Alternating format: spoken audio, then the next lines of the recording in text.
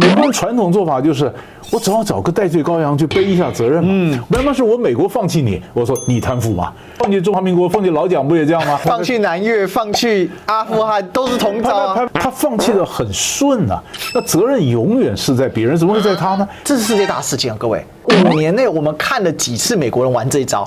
一个中东战争爆发，其实反映出很多国家的历史。美国到底是不可或缺的，或者是没效的？每一任美国政府上来都要推动一次中东和平，但是呢，每一次都不会成功。那比我们聪明的很多，那为什么没有出路呢？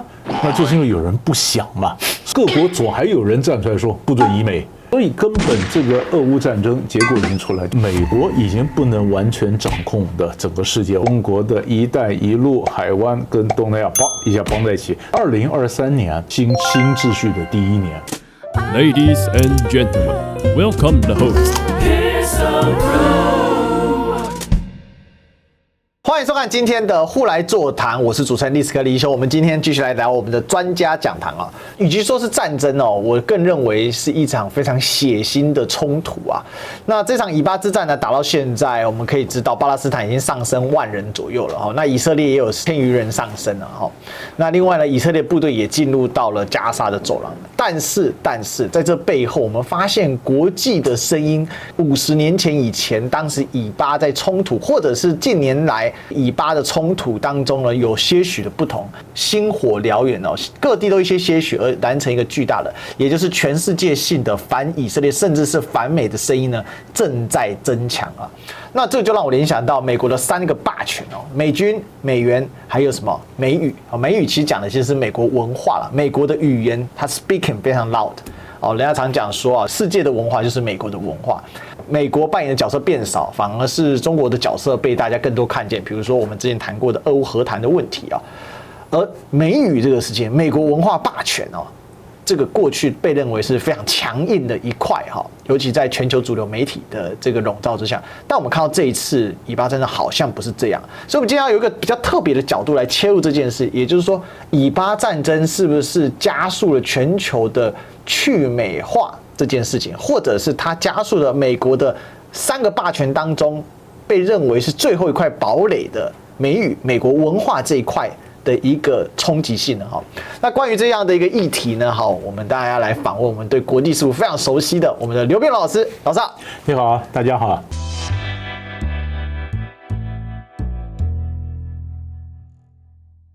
是我们上一次跟老师见面有一段时间哦，所以呢，世界又变化了好多啊，老师。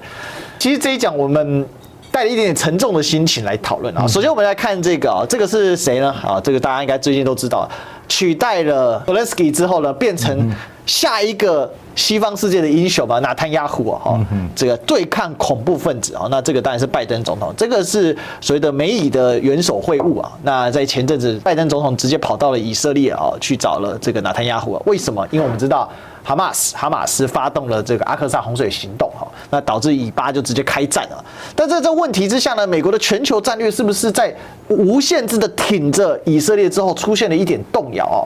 那我们来看一下，首先先聊一下巴勒斯坦的一个领土变化，其实是这个冲击的一个根本嘛，哈。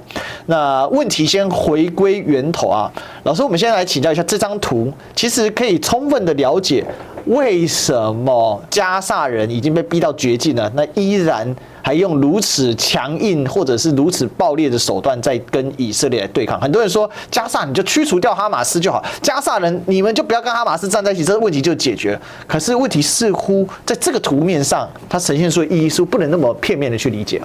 对了，因为你说就中东的和平来讲哈，本来曾经有机会。你想巴勒斯坦2块嘛，一个是约旦河西岸，一个是加沙走廊。约旦河西岸基本上是法塔组织嘛，那么一个是法塔，一个是哈马斯。那哈马斯比较强硬啊，法塔组织比较温和，哈马斯就好几次破坏了一个中东的和平，这是实话啊。可是你若晓得哈马斯破坏中东和平，他的整个是说我今天一定要铲除以色列。但是问题是为什么会有这样的一个问题呢？哈，你说因为以色列呢，他这个极右派的联合政府啊，纳塔雅胡担任这个总理就开始，他不断的扩张所谓的定居点。我们刚刚看到这个图哈，你看右边这个图，这个图你看到本来你看这叫约旦河西岸嘛，巴勒斯坦建国是3个问题卡着，一个就是边界，一个是首都，一个是难民返乡。那现在在这里面呢，你说这个首都问题比较难解决，这是实话啊。到底耶路撒冷是1个还是2个，怎么切割，这是一回事。但是问题是，当以色列的这个定居点啊，不断的在它的屯垦区里面不断的扩大以后，你看它变成一个这样的一个情况，破碎带。对，你说它这个疆界怎么画嘛？将来巴勒斯坦如果真的要建国，它连疆界都画不出来。这样画不出来，所以你看，原来这个包括中国大陆啦，包括联合国啦，都讲到所谓2国的方案嘛。但是巴勒斯坦一国、以色列一国，这里面是2个问题。第一个就是巴勒斯坦国的疆界你很难画，然后首都到底怎么定？巴勒斯坦说他的首都是在东耶路撒冷，那以色列说耶路撒冷就是一个，没有什么叫东耶路撒冷、西耶路撒冷，耶路撒冷就是我们的。那你要建都，旁边再给你个找个地方建都啊，巴勒斯坦当然不干。你像巴勒斯坦呢，或者耶路撒冷的地方呢，它根本就是古代我们所谓的耶柔回3教圣地嘛，啊，耶柔回3教圣地，那耶柔回3教都在那儿，那你说一定是你的，这当然就是摆不平了啊。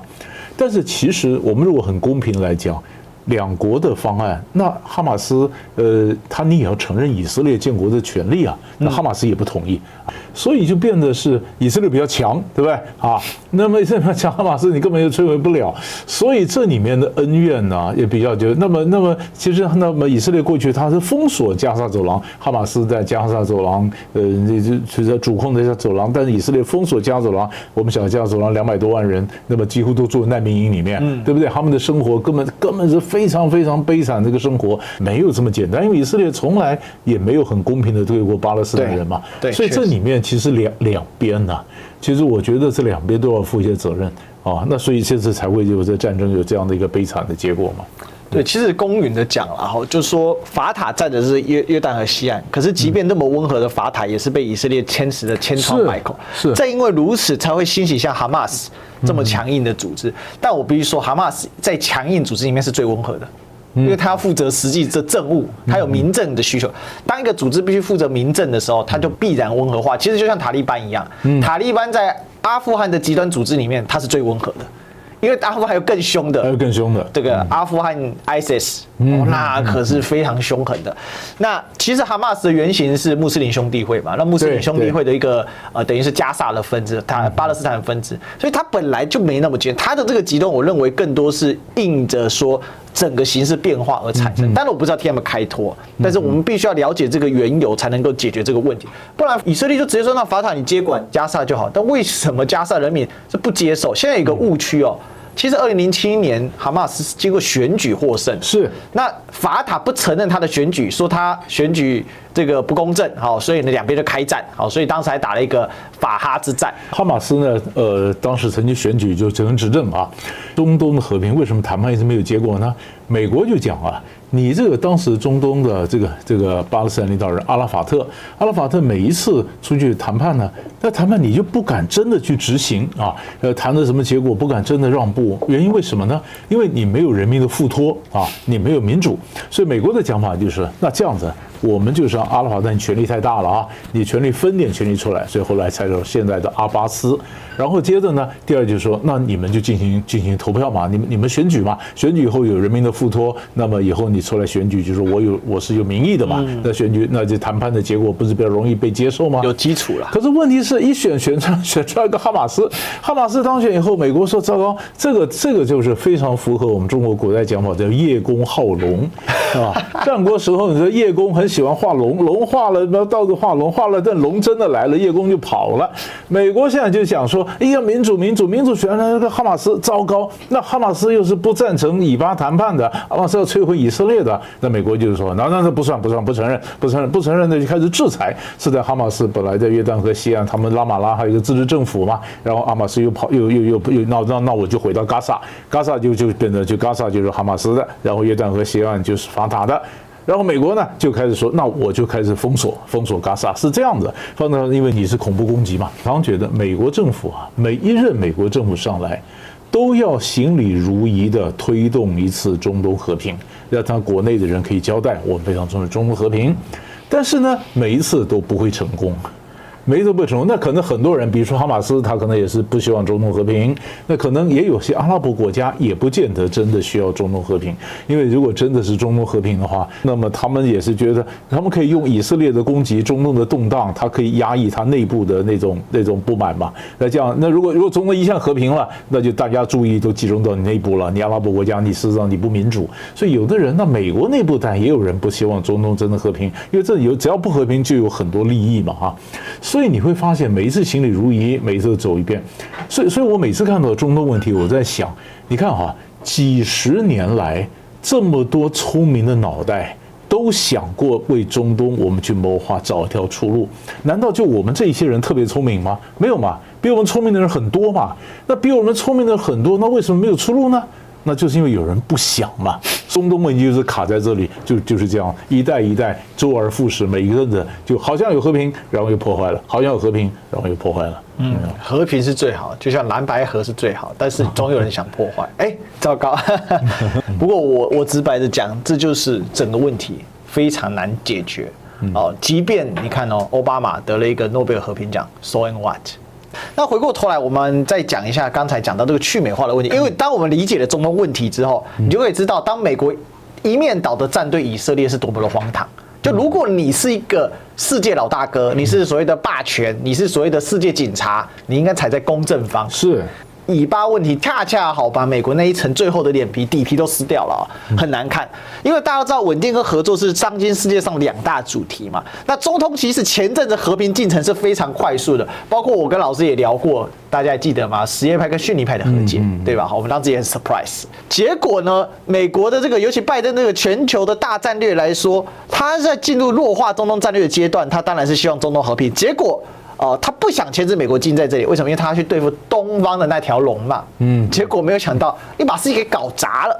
中东地区的和平进展的时候，阿拉伯世界也有意加强了跟中国的合作。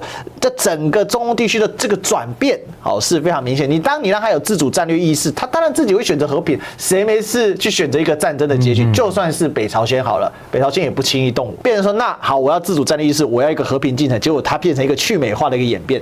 没有想到的是，就发生了这个冲突啊！所以我们可以这么说啊，就是美国现在这样的一个完全站队以色列，就失去了伊斯兰世界的信任，反而让美国在中东去美化的进程更加的快速。本来美国是希望我通过以色列做一个支点，然后我维持跟沙特阿拉伯这些国家的友好关系，我是军事往后退，但我的影响力不退。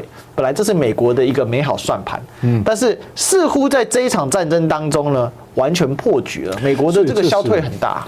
美国现在面临一个两难呢，就是他原来中东一盘棋，这个棋就下不下去，棋盘已经翻在地上了嘛哈。我们现在就考虑到将来这个战争结束之后，那棋盘翻在地上，这棋子一个个捡起来以后怎么摆？因为这是真的两难。你看刚刚讲的去美国化哈，大家觉得美国你双标嘛，是吧？美国你不公平嘛？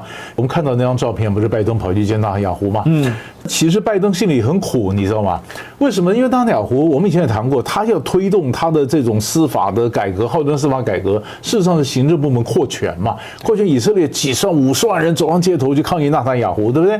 所以拜登当时就讲说，我现在暂时没有计划请纳坦雅胡到白宫来做客。美国怎么对以色列表示不满呢？因为美国内部有很多犹太人的压力啊，不管是你经济机构或者媒体啊，他自己的内阁，对不对？犹太人比例是当最高。所以我只有一个小方法来表示我不满，就是说我不会请你到白宫来做客，那已经是美国表示不满了。结果现在呢，中东战一打，那美国没办法，我不请来做客，我飞到特拉维夫见你，可以吧？你看，这就变成整个就美国让步了嘛，哈。那你说去美国化，这个东西最吊诡的地方在哪里呢？就是我们以前看到美国一直想从中东抽身嘛，就是你刚才谈到对付另外一条龙嘛，对不对？美国想把它的外交政策或它的重点从中东抽出来，转到印太，他希望这边打理好，我那个抽出来的印太，就现在呢变成他抽不出来，他又被迫又拉回来了嘛。不管是伊朗的问题，不管是以巴的问题，美国又被拉回来到到了中东。好，那美国又重新必须卡在中东，偏偏中东又去美国化，一边要把你弹出去，一边把你拉进来，那不是现在美国的这就简直一个很混乱的一个场面吗？现在就是看拜登总统呢，告诉老百姓为什么要支持美国政府的政策，我们怎么样去支持以色列呢？因为美国在世界上是不可或缺的，但是不可或缺，你要把冲突解决了，才能证明你不可或缺啊。所以《经济学人》就有一篇文章，就讲说，美国到底是不可或缺的，或者是没效的。我讲这么白对，你是不可或缺是没效，那你要证明啊，你是不是没效？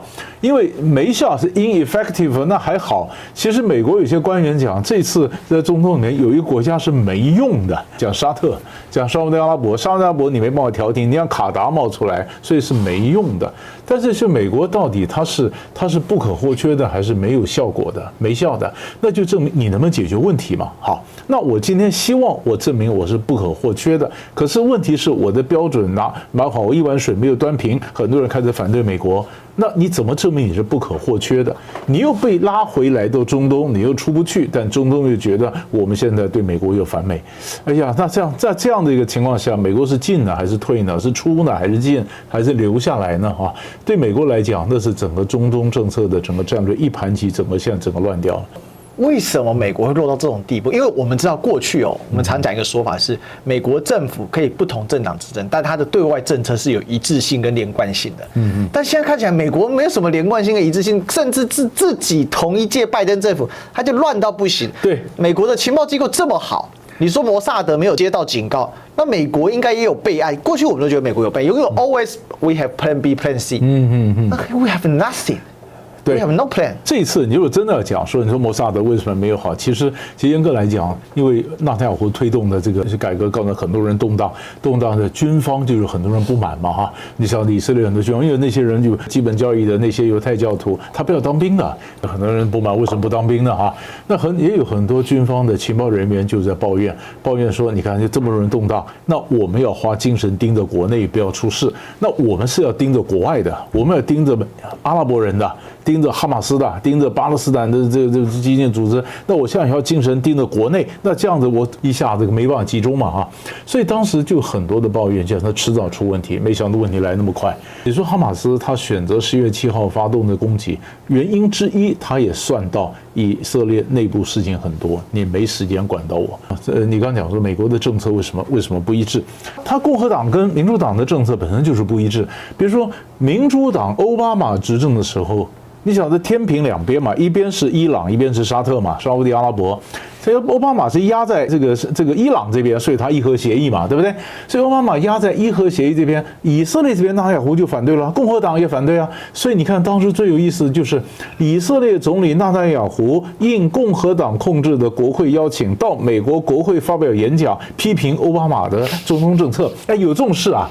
有这种不符合外交礼仪的这种事？过去美国没这种事没这种事，你怎么可以到我们国家来骂我们国家政策啊？怎么会这样呢？那就是以色列恃宠而骄嘛，有恃无恐嘛。美国内部挺以色列人多啊，共和党挺以色列嘛，来呢说川普上来就转了嘛，不是摆在这伊朗就摆在沙特了。那拜登出来呢，又想摆在伊朗，摆在伊朗是重新恢复伊核协议，伊核协议的谈判后来没有谈成嘛，不是这个俄乌战争一打了以后，就造成油价不断的飙升，那拜登就讲说不行了，那现在我想把油价拉下来，那伊朗这边老是解决不了，油出不来，那于是我们在又很不好意思的跑去跟沙特的王储不是一个碰拳的一个照片嘛，一碰拳就表示说，哎呀，这个、那一期我们也讲过，对，这不讲吗？就是美国的政策也在变嘛，它就是有一点点的，就是顾了这边顾不了那边，然后国际局势变化，美国一下子有点乱。但是这种端不平的状况，对美国的威胁是大损啊。因为美国文化所倡导的那些价值，公平、公正啊、公开啊，这些所谓的民主、自由的价值，我们说 by rules 嘛，就是到底 by 谁的 rules， 我们讨论过很多了。对，在被他一拆穿之后，原来什么 international rules， 这个就是 American rules。对，一点不错。真的，所以大家就看联合国的秘书长古特雷茨啊，我觉得这位古特雷茨秘书长先生他是真的是比较公平，在执行国际法的。那结果呢，他说，你这个哈马斯袭击不是凭空发生，因为我们刚才也解释了那个过程嘛。以色列官员说，给我辞职，你挺纳粹是不是？你怎么可以反犹呢？那我们来看一下古特雷茨说什么。他说我坚决谴责哈马斯，其实我们都谴责哈马斯的恐怖行径，没有任何理由可以蓄意杀害、绑架平民啊，并且向平民发射火箭炮辩护。但是呢，这个空袭不是凭空发生，巴勒斯坦已经忍受了56人令人窒息的占领，而且呢，它的定居点逐渐被吞噬，还不止受到暴力的扰乱，经济受到压制，人民被驱逐，房屋被拆毁。给大家一个数字哦，240到260万的加萨的人口，只有2万人可以到以色列那边去工作，而且每天还要通关，还要付钱。但是巴勒斯坦人民不满，不能作为哈马斯的袭击理由，这些可怕的袭击也不能作为巴勒斯坦人的共同惩罚的理由。所以，我们正在加萨目睹这些明显违反国际人道法的行为。但以色列官员气啊，比如说以色列外交部长Cohen 他就直接痛批，就说你住在哪个时空啊？是不是？他杀了我们1400人，比 ISIS 还更残忍。哈马斯就是新纳粹，就是该像伊斯兰国一样解决他们这一些所谓的这些恶毒的行为，来达成停火协议吗？你是不是对恐怖主义和谋杀表示理解呢？所以这各说各话，完全一种冲突哦。但是我们就看哦，当这个发生的时候，这个就是空炸那个难民营的那个现场图像。但是问题是，联合国就说空袭加沙是构成战争罪的啊。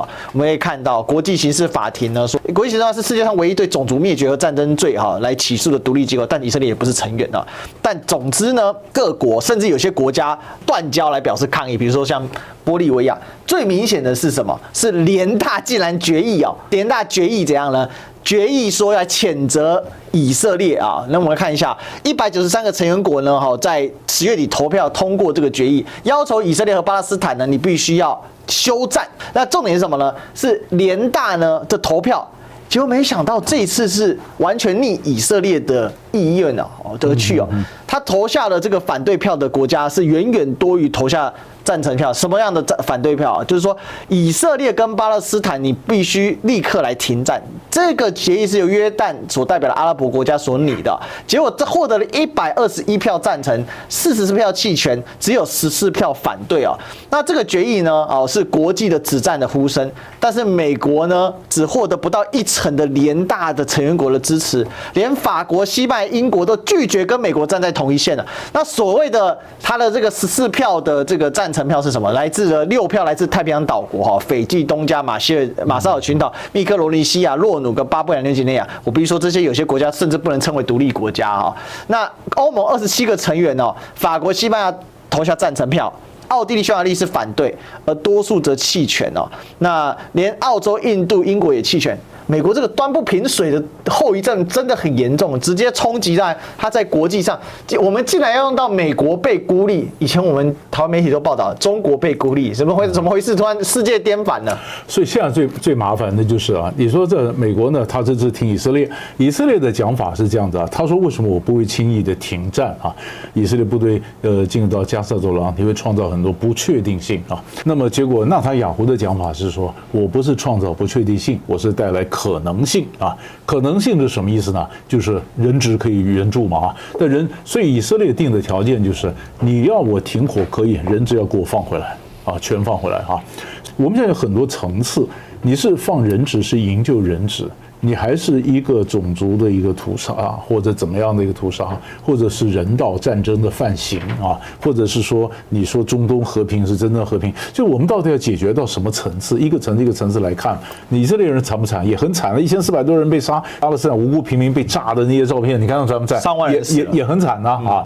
所以我们现在第一个就是看说，第一个战争会有转捩点如果死亡的人数不断的升高，就会有转捩点。转捩点就会2种转捩点，一种转捩点是可能战争因为这样的升高可能会外溢各国可能被迫会卷入。那另外一个呢，那不是被卷入，是介入怎么样？那我们就介入，好，停火，要强迫停火。那现在中不断升高以后，美国呢本来呢国际上要求要停火，那么美国反正支持以色列说不停火，但现在美国是同意说人道暂停。他人道暂停，就暂停，稍微停一下，让那个卡车可以进去，然后继续打。然后这不是停火，这个好像叫暂停 pause， 我们暂停然后暂停。你不是 ceasefire 打游戏吗？不是 ceasefire， 你是一个暂停名词上找到一些空间。可是问题是，美国这样力停了以后呢，国际上的反弹，你刚可以看得出来。其实这里面我在国际上我特别看几个国家比如说像德国德国的态度是非常两难的一方面你想想看，德国以前在二战的时候，他杀了多少犹太人，对不对？所以第一个德国人他有赎罪嘛，赎罪德国人绝对支持犹太人复国，知道吧？但是另一方面呢，那么德国因为是二战时候的罪魁祸首啊，所以德国现在他整个外交政策的重点强调和平。然后第三呢，你要支持以色列的同时，你还必须注意到德国内部很多穆斯林啊。你说以前难民危机，梅克尔开放了，来了太多的穆斯林。你说德国在19世纪时候，你就谈一下历史，奥图曼土耳其跟哈布斯堡，对不对？奥图曼跟哈布斯堡，当时在巴尔干半岛，当时就很多的穆斯林就在德国嘛，德国内部本来就很多穆斯林，是。然后后来在难民危机的时候又开放，又来了很多穆斯林。那这些穆斯林在德国内部，德国也要顾虑到他们的这种他们的想法，所以这三股势力在一起，你又挺以色列，你又不能太挺以色列，你又主张和平。还有怎么办呢？那就弃权吧。看到一个中东战争爆发，其实反映出很多国家的历史，你知道吧？你的过去的历史恩怨，你的过去情仇，在整个的镜子一照出来以后啊，很多时候我们刻意去不看它，刻意被压下去，一个一个就冒出来了。冒出来之后发现啊，原来各国都有他自己的一个困难，都有两难。但是就人道来讲，那就没什么两，就是一件事情，赶快停火嘛，对不对？是，这我可不可以讲说，美国等于它的这个整个国际的那个秩序跟形象受到很大的冲击啊？是，更一点是美国已经不能完全掌控的整个世界。我们晓得美国在不断的改变，对不对？就他们兴起，所以现在有更多的一些研究在讨论伊朗的一个政策。美国怎么样把伊朗说你在背后支持什么？伊朗不断讲的是跟我没关，那是巴勒斯坦人自己的一个行动。然后伊朗也不断要求呼吁说，我这样的和平，我这样的怎么样的一个人道。所以伊朗在这时候希望能够取得外交上的加分，伊朗也在看的是希望能够在全球南方里面争取对伊朗态度的一个支持，背后还是反映出一个问题来，事实上已经无法去忽视过去那种所谓基督教白人这个西方或者说欧美这种主流声音。为什么要主流声音？因为他们主导世界。而事实上背后所反映，刚才老师这个一通分析，现在连伊朗、美国都很头疼。那过去怎么可能会有这种事情呢？但我们不得不承认啊，伊朗确实是被布里辛斯基的这个 Great Chessboard 啊所认定的这个3大玩家之一嘛哈。那我们可以来看一下，我刚才讲到这个伊斯兰世界的这个影响力真的是不容忽视哦。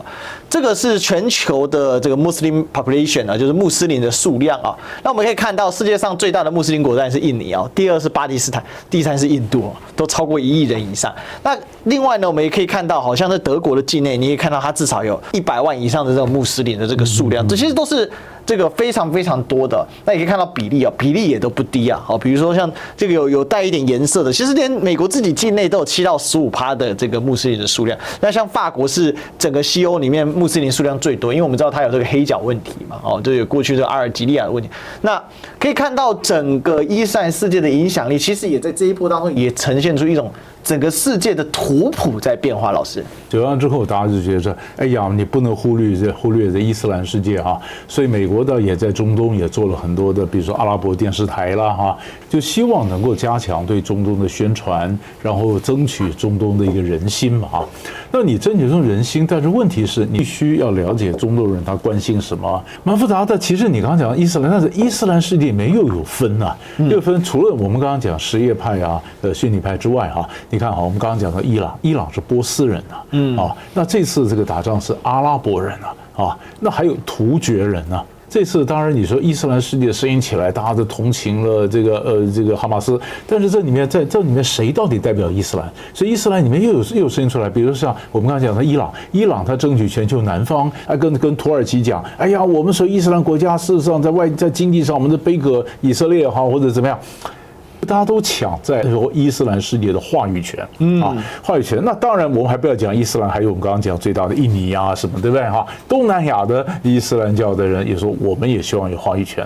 所以伊斯兰世界起来以后，但伊斯兰世界里面还有很多不同的声音。不要讲说同情哈马斯了，我觉得大家也觉得哈马斯你这样也不对。我们同情是巴勒斯坦人的一个悲惨的境遇，这个是值得全世界同情的。我们一样谴责所有的暴力，就像我们前面所说的，它是有历史脉络，你不能一刀切哦。这也是台湾今天看事情很大的一个毛病啊。不过话说回来，本来就像老师所说的，伊斯兰世界其实纷杂的，它有种族问题，有宗派问题，然后它有地域性的问题，它在不同的地方。好，那可是大家知道吗？这种伊斯兰世界的河流啊，它已经甚至是跨越地域，而且它甚至扩大了影响力。最近有个消息是台湾非常少注意到的，但是我认为非常重要，一定要分享给大家。什么了？ASEAN 亚细安就是我们说的东盟啊，或台湾翻译叫东协啊。东协跟海湾国家进行了第一次高峰会，你们可以看到我们最常讲的 NBS， 然后这是在利雅得办的嘛，它是 Gulf Cooperation Council， 就是我们常讲的海湾国家。你看全部的国家都一应出席，而且大家是非常慎重，过去前所未有啊。那也代表说伊斯兰的影响其实也在跟世俗的机构结合。那就变成说，全球南方其实在推动的都是一种合作的动作。那我们来看一下他们这次合作到底在谈什么哈？当前国际局势啊，中东爆发新一轮冲突的乱局啊，东盟海湾阿拉伯国家合作委员会峰会呢，及中国海合会经济部长会的举行呢，充分的就发现呢，东盟海湾国啊，这个持续推动稳定和平多边合作是主流国际价值。那相对来说，就是欧美在推动冲突咯。如果是这样子的逻辑来看的话，那现在呢就变成以色列不能忽视巴勒斯坦的权利啊，那就造成巨大的灾难。所以你可以看到海湾国家也透过或者阿拉伯国家或者回教国家，他们透过这种结合的方式，其实就跟西方的价值观在打架哦，就变成两种价值观。美国现在采取的是怎样？既合作又斗争嘛，就所谓小院高墙保护主义，完全是相反的一个价值啊。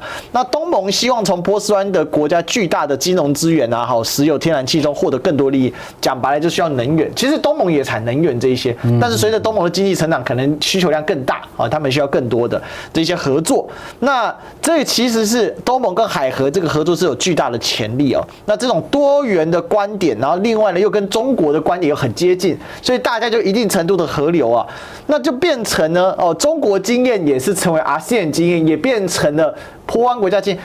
但是我觉得有点精神错乱了，你知道吗？就美国在中东水端不平的结果，它所引发的这个骨牌跟连锁效应是远超我们正常想象的，还要来的巨大。太有意思的一个新闻啊！我们晓得这一次呢，以中东战火发生，东南亚国家扮演什么角色？东南亚国家里面，你说是人口最多的穆斯林国家就是印尼嘛哈？印尼你晓得印尼了、马来西亚了，那这些国家里面呢？它都有这个支持哈马斯的这个组织哈，支持巴勒斯坦这种遭遇发生的或者很多呢，所以我们现在就是看那很多东南亚国家东西就担心一个小事情，就是他们不全是回教啊。是吧？比如我们华人在东南亚，我们就不是回教啊，很多华人不是回教，他有基督教啊。那这些会不会变成一个新的一个状况，或造成跟华人的整个冲突呢？这是第一个。马来西亚的这种状况来讲呢，马来西亚首相那么安华就讲说，没有，这是我背书的啊，不会有暴力啊，不会变成反华，不会变成什么那样啊。然后第二个呢，你晓得当东南亚国家起来以后呢？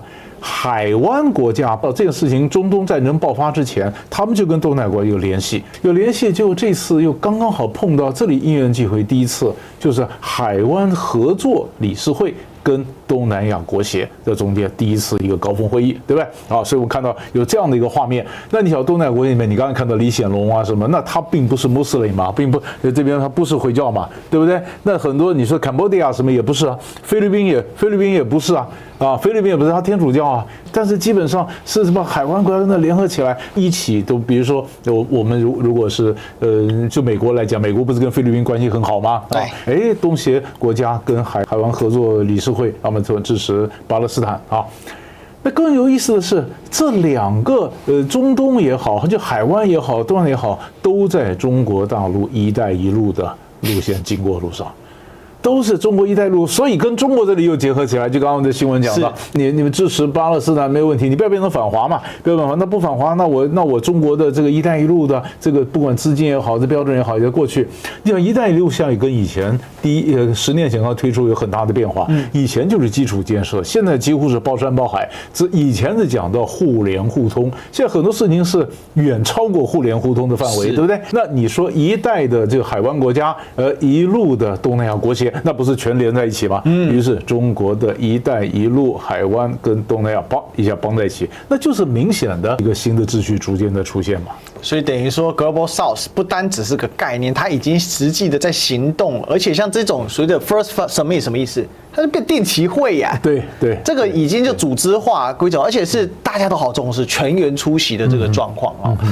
而且这边还有一个点，就是东南亚的各国境内都有不少的穆斯林，比如说我们讲菲律宾天主教国家，它南边对啊，这个明达纳尔回教的地方嘛，泰南也是回教，对，这个北大年嘛，对，那更不要说是新加坡境内回教徒也非常的多哦，那因为它有这个马来斯嘛，马来嘛，对，那所以这些都是一个这个考虑的一个重点啊。那我必须说了哈，其实我们在看这个以巴之争的时候，有一个世界一语，有一个人快哭了，谁呢？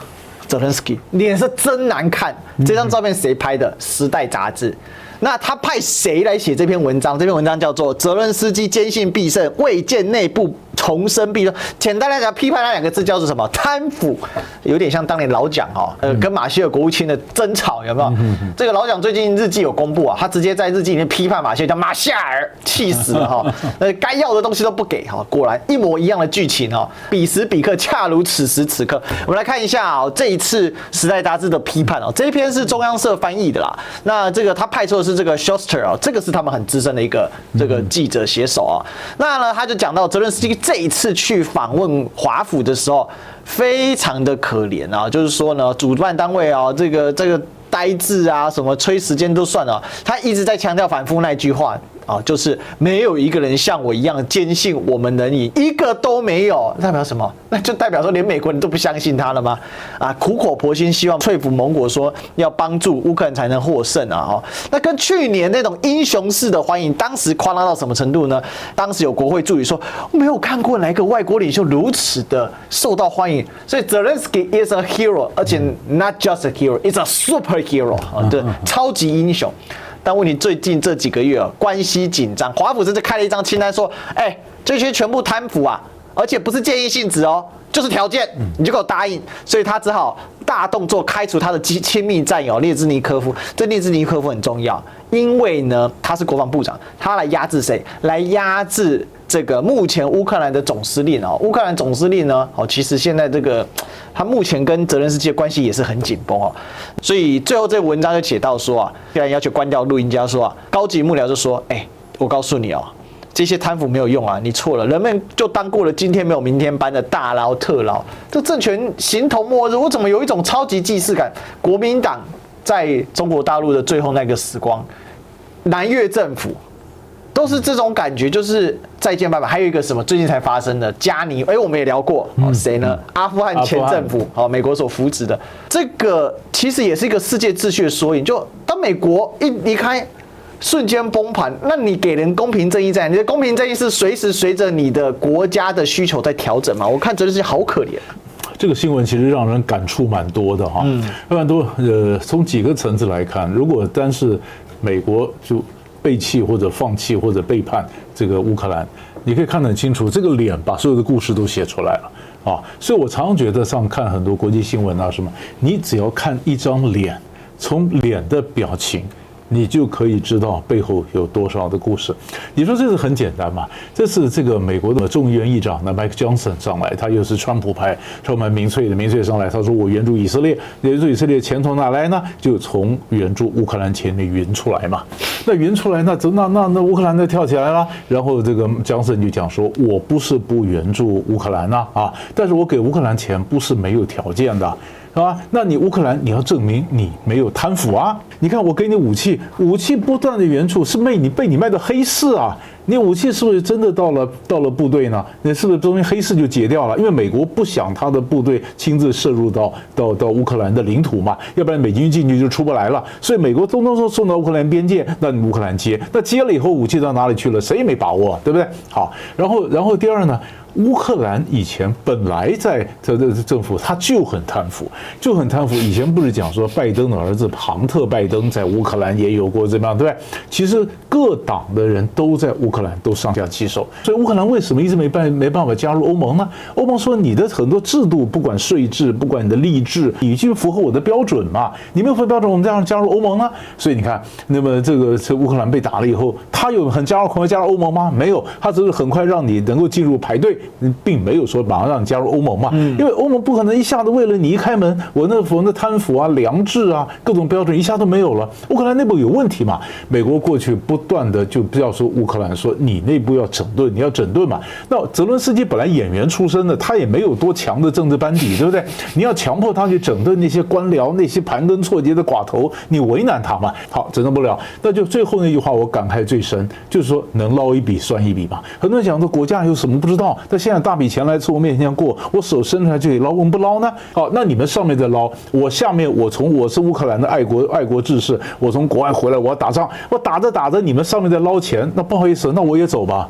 所以现在的士气没有了嘛？那老板很多人走了吗？我干嘛继续呢？好，大家走了，难民回去，难民出去不回来了嘛？我干嘛再回来呢？好，于是当兵不当了，那征不到兵，那武器来了以后没人用啊。那你说这个反攻你怎么反攻呢？现在更好，美国正要把乌克兰这个烫手山芋要甩掉，那烫手山芋甩掉，他找个理由嘛。美国人传统做法就是，我只要找个代罪羔羊去背一下责任嘛。原本是我美国放弃你，我说你贪腐嘛。那以前放弃台湾不也这样？放弃中华民国，放弃老蒋不也这样吗？对不对？明明是美国放弃老蒋，说你国民政府你贪腐嘛。那贪腐以后，他就放弃了心安理得嘛，理直气壮。放弃南越，放弃阿富汗，都是同招。拍屁股就走了嘛，就说都是你们不好嘛。对不对？那不是我嘛？我怎么会有错呢？我美国人怎么会有错呢？我美国人就走了，不是吗？好，你说他美国放弃人还不习惯吗？他有的该放弃的，以前放弃库德族，放弃阿富汗的咖喱就放弃阿富汗咖喱。那你还不要讲说以前委内瑞拉当时波顿担任国家安全顾问，帮他支持委内瑞拉政变，当时还支持委内瑞拉的国会议长叫瓜伊多说啊，你发生政变推翻马杜罗，这政变失败了，美国拍布也走了，那瓜伊多也不知道跑哪里去了，放弃人也好，放弃政府也好，放弃他支持的民兵组织也好，他放弃的很顺啊，那责任永远是在别人，怎么会在他呢？偏偏你乌克兰又不争气，你真的还有这个问题。那正好嘛，所以你看这仗怎么打？所以根本这个俄乌战争结果已经出来，就是俄国赢嘛。好了，那现在就想俄国赢了以后，那后面这个秩序怎么重建？所以各国现在思考的是这个问题啊。奇怪，难怪普丁怎么敢在战争没打完就整肃瓦格纳老大普里戈金？现在答案都出来了嘛，所以代表说，KGB 不是素的，他早就知道接下来情报怎么干了。是，所以。我就觉得乌克兰的悲剧真的是让人再次看到。你看，这是世界大事情啊，各位。5年内我们看了几次美国人玩这一招？是，就是我们就你刚刚讲的问题说，美国人不会觉得你的威信没有了吗？啊，但是美国人习惯了，他也不觉得他威信没有啊。是，对没有？这就是当你怀疑美国的时候，各国总还有人站出来说不准以美。以美不是反美，我们只是说美国你的这些政策是不是你自己要反省一下？为什么我们会对你政策会有一点怀疑？那可是我们刚讲以美，那就有人站出来说你们可以以美，怎么可以以美？我们现在知道美国支持，怎么可以以美？这也是我们这些莫名其妙的地方嘛。最可悲的是，这个人还是要竞选总统，格局之低劣啊！那我说真的，秩序的重整是多方面的。好，我们今天讲就美金然后美军。然后这个美语嘛，就讲美国的文化霸权。其实文化霸权在这一次的联合国的还有各国抗议中有受到受损。那美元我们之前聊过，美军的霸权也受到严重冲击啊。这个北京举办这个香山论坛，这现在是有史以来被注目度最高的哈，而且最好玩是适逢这个中国的国防部长才刚撤换人呐，是，这还是副部长代理一下哈，还没有上去啊。中国现在的军委主席国防部长李尚福才被撤换，对，那现在由张又侠军委副主席在代理中结果香山论坛一样盛大打开那我们可以看到99个官方代表的19个国防部长，14国军队的总长就国防军司令6个国际组织代表，1800余名代表。其实美国也有低调出席那跟2018年当时只有500名代表74个国家，哇，这是越办越盛大那我们再往回推，2006年的时候第一届的时候根本就没什么人管这件事所以纵向一对比，这是历史之最，参加的人员的级别是最高，而且呢，从二轨对话升级成一轨办对话，官方代表参与论坛的国家是逐年增多，从31、49、54、67、76到今年的99个。那我们也知道，世界上很多国家是没有什么国防的哈，所以他可能根本也没办法派出。那19个国防部长、14国军队总长汇聚在北京啊，哈，哇，这个老师，这我们可以看到这个新的秩序在产生，也无怪乎我们可以结合，就是说“一带一路”，我们之前也讨论过，比如说像这个我们台湾的学者高绍凡先生哦，他就提到说。你看，从“一带一路”看美国旧秩序的瓦解，我觉得它这里面显示有一部分跟我们之前谈过的类似的。那基本上是这样讲啊，非西方国家长期对旧有秩序的不满，只是没有一个国家大到有能力来担当领导。现在中国起来了，拉着中东、拉美、东南亚一起起来，这些南方国家找到一条新的路。当多数的国家需要是和平稳定的发展，不需要军事武力恫吓争夺资源，美国长期靠着武力美元就美军跟美元的霸权地位，国际社会积怨已久。中国站出来提倡经贸合一，都给这些国家一个出口啊，所以这个就是近年来国际秩序、国际格局的变化啊，就是旧秩序的瓦解。当然，美国是有危机感，但是他继续用冷战思维来延迟霸权的衰退，所以预见是美国是越来越极端。其实这次介入以巴冲突就知道，2只航母插进去，那以前哪需要美军动根手指头，大家吓死了，现在2根航母没有用，以巴继续打哦，很深刻的一种感受到那种。4局山雨欲来风满楼啊！我们现在来看一下哈，刚刚讲的香山论坛呐，香山论坛一开始的时候就是所谓的二轨。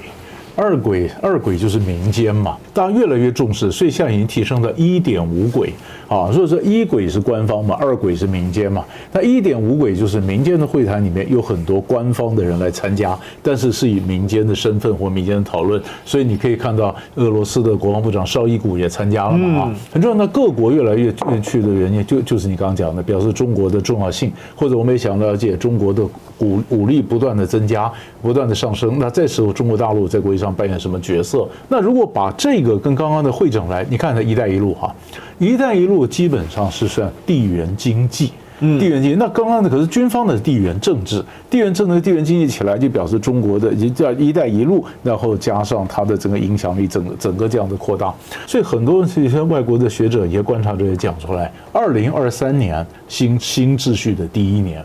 现在第1年，因为旧的秩序在崩解，全球化不是现在也停滞了吗？然后这个供应链变成碎裂吗？然后所谓的中等国家逐渐的冒出来吗？那中等国家在冒出来，于是就美国的就没办法完全掌控的整个世界，是吧？连俄乌战争一打了以后，所以全球南方出来说，你不要拿俄乌战争绑架了国际会议我们关心的不止俄乌战争，还有很多别的地方，对不对？还有的国家想冒，它正在冒，就是比如说拉丁美洲，这是首先我跟这个玻利维亚，我跟那以色列去断交，鲁拉也想串起来，就大家这样串起来，就是新的秩序，大家都觉得快被旧的秩序快被窒息了，我们希望有一个新的秩序，但新的秩序建立没有呢？还没有，真的正在形成之中。那这个第1年就值得我们特别重视。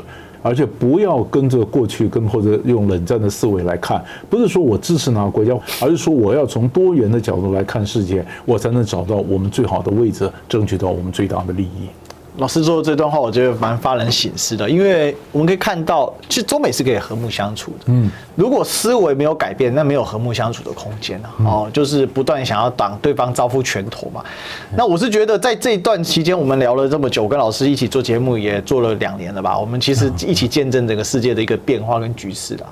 我知道这个有一些这个比较反中或反共的朋友就是他会说总加速师是习近平，但我怎么觉得我们这一系列在阅读下来，还有各个世界的验证，总加速师这是美国他自己啊，美国正在加速的推动自己的秩序的崩毁，而且他在很多的地方他的站队是很奇怪的，就他明明不符合他的利益。你可以看到东南亚，我最近很注意李显龙先生，还有黄循财先生就是未来的新加坡的总理，现在的财政部长的话，你可以看到新加坡已经做好因应了，他们已经看到这个世界的变化，是这个加速，我觉得有多层次的关系了。一个是美国的思维真的没有跟上世界，第二个是中国的崛起超乎美国的预期，第三个是科技的发展推动让人跟整个事物的时间它的周期变短了。所以整个秩序的变化也快很多。其实这次以巴战争所推动的，不单单是中东的去美化，而是全球的脱美，或者说我说不是脱离美国，而是脱离美国那个霸权秩序的速度正在加速。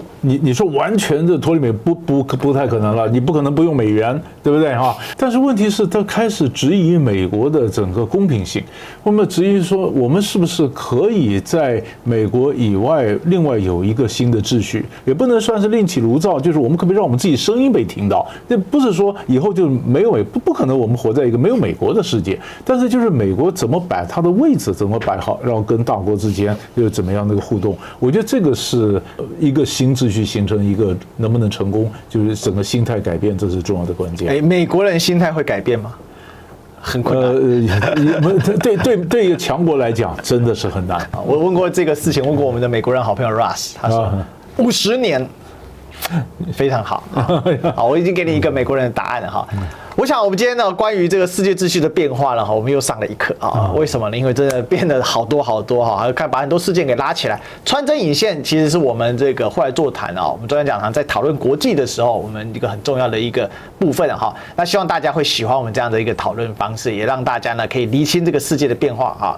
好，那最后请大家帮我们按赞、订阅、分享、打开小铃铛，然后最重要是加入我们的会员，可以让我们获得更多良彩。也欢迎大家可以超级留言、超级感谢，好让我们知道你的想法跟看法。那也欢迎大家透过线下的赞助绿界、PayPal、微信、支付宝或者邮局啊，都可以让我们有更多粮草，可以做得更好哦。那我们今天再次谢谢这个刘必荣老师，谢谢。好，那我们就期待下一期再相见喽，拜拜。